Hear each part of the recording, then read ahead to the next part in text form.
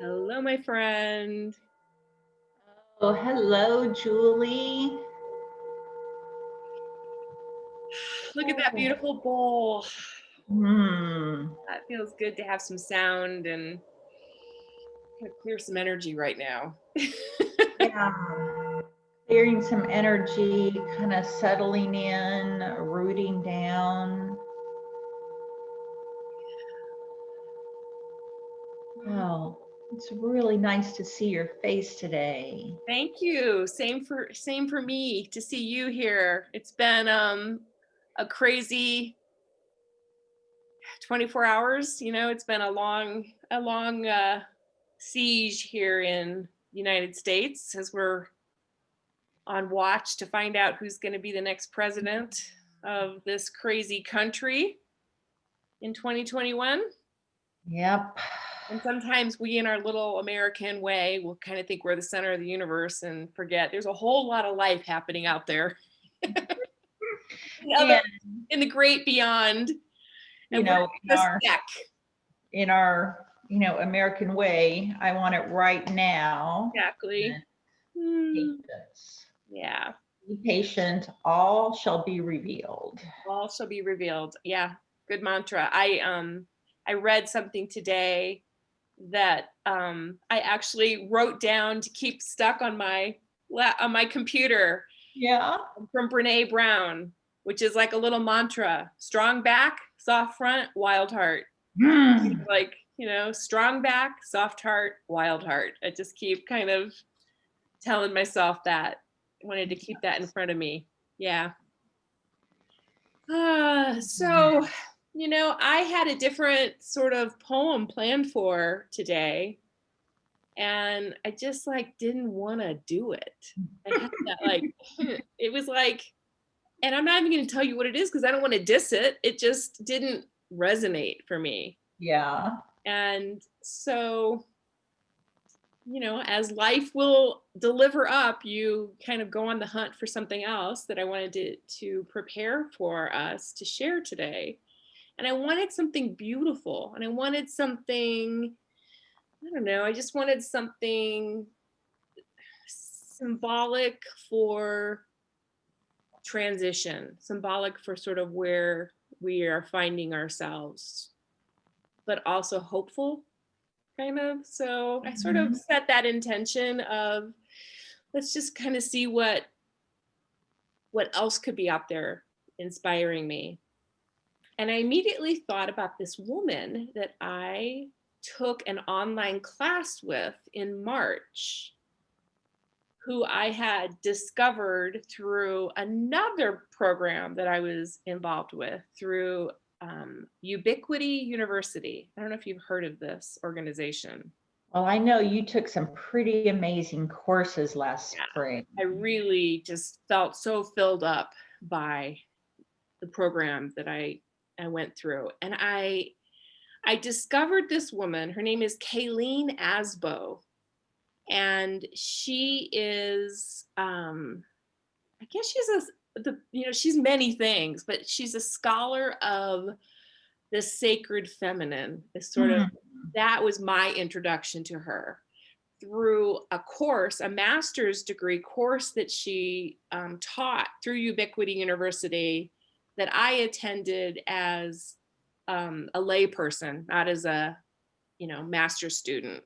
Hmm. And the class was on the life of Mary Magdalene, and it was beautiful. It was everything that a Catholic girl who always wanted to know, but what about the women? We get Mary the Virgin, and we get Mary Magdalene, the fallen woman, sort of.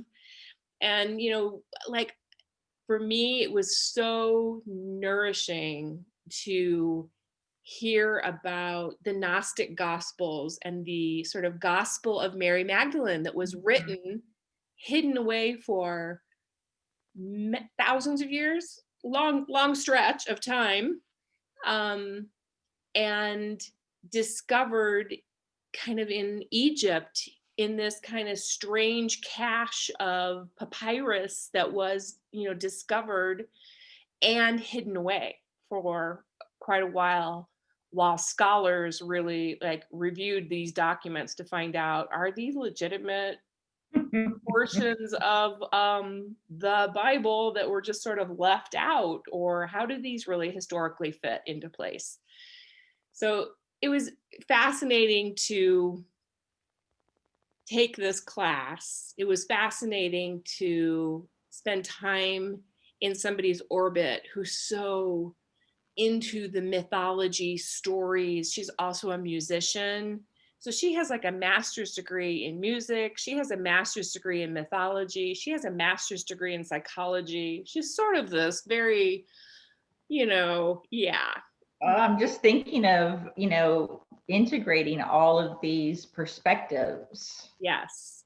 And she's a student of Hildegard as well, and Hildegard's music. And so she's really a scholar of the wisdom traditions, I would say is kind of a good way to describe her.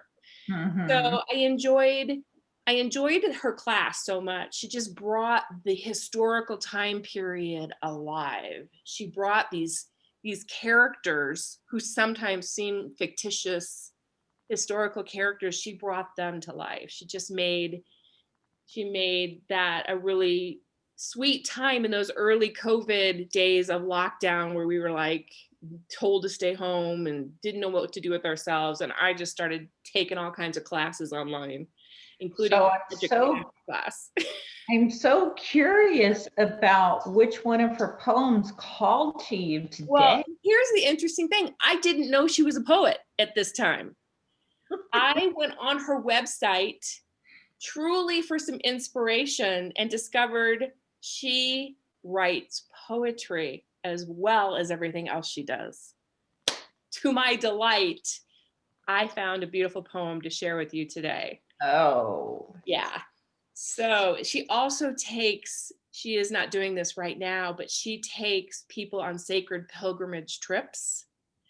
And one of the things I would love to do is to travel with her to Provence and travel up into the Mary Magdalene caves that are supposedly where Mary Magdalene made her way after Jesus's death and lived out the rest of her life in Provence, in that region of France. So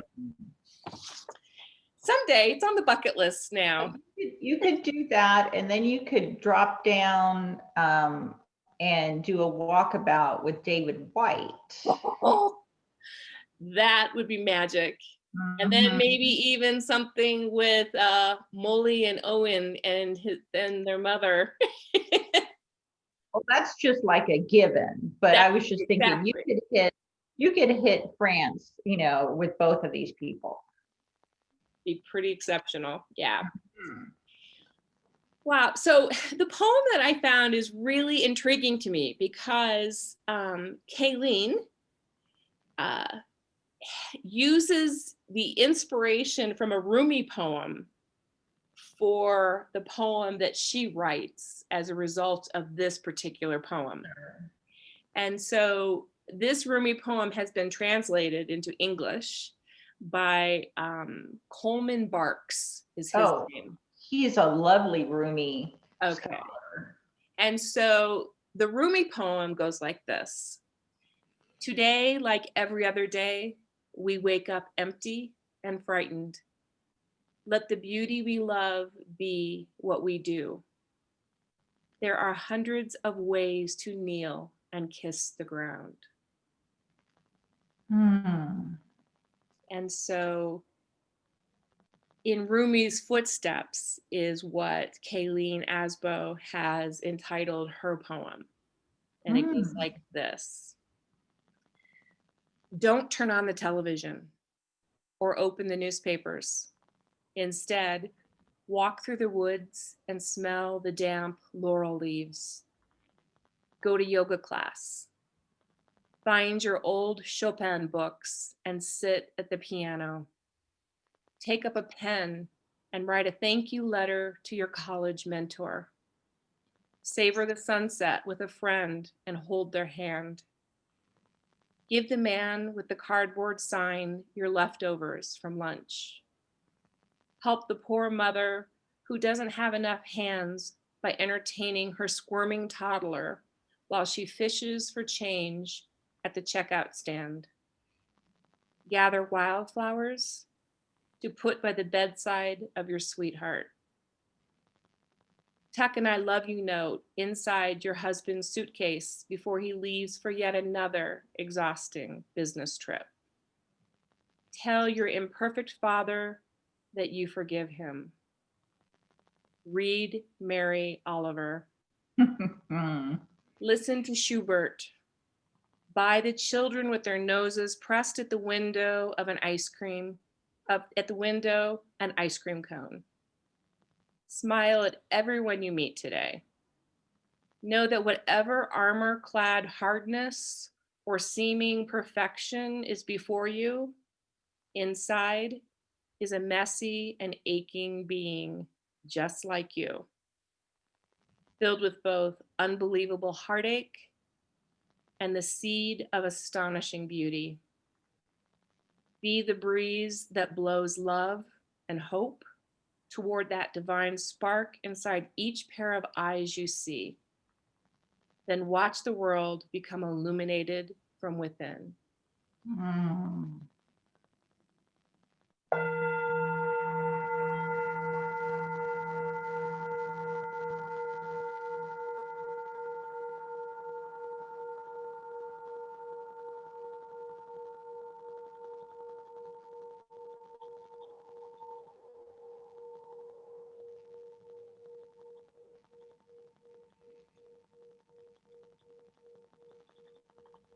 Julie, that line, watch the world become illuminated by, From within. watch the world become illuminated from within. I love this. I'm just, Yeah. yes, which feels much softer than allowing the outside world to shine on and tell you how you're supposed to view the world. Yes, illuminate the world from within. That's so lovely. Yeah, this was just like this little, nudge I had to discover this, which I love that this is what I ended up I needed to hear this today. And I'm so grateful to be able to share it with you, my friend. And yeah, just, again, this is the magic of poetry. This is the magic of music and poetry as sacred arts that are so important, because I drew so much comfort. The first time I read this through, I was weeping. I was just sort of, and then I realized, oh, wow, I feel so like kind of like cleansed, like it was a release. Like I needed to find these words written in this, format today to help me, like pull me back into remembering to watch the world become illuminated from within. Like I don't get to control all this stuff happening, but I get to control this. I get to control what I feed myself, what I choose to focus on, what I seek to put my energies towards. And it was just a sweet, sweet reminder that. Well, I thank you for listening to your nudge. And even though you had one poem planned, listen to that nudge and followed that nudge down the rabbit hole as the poet huntress that you are. Because this is what was waiting for you and for me and for all of us today. Yeah. Thank you. Love. Pleasure. All right. All right. So you are next. And I'm just really enjoying the volley back and forth of sharing these beautiful poems that we discover. Well, we'll see, because my poem showed up last week. Okay. And has been gaining momentum, not not just from me, but it's gaining this momentum the more I talk about it. So I can't wait to share it next week. All right. Well, I will be sure to put these words up on our posting and a link to Kayleen Asbo's website too, in case you Lovely. want to check out. She has some other just beautiful poems on her site. And if you're at all kind of a seeker looking for, classes, she teaches a lot of beautiful, beautiful programs. Well, thank you for introducing us to her. Yeah, my pleasure. All right, my friend. Until next week. All right, take care. Bye.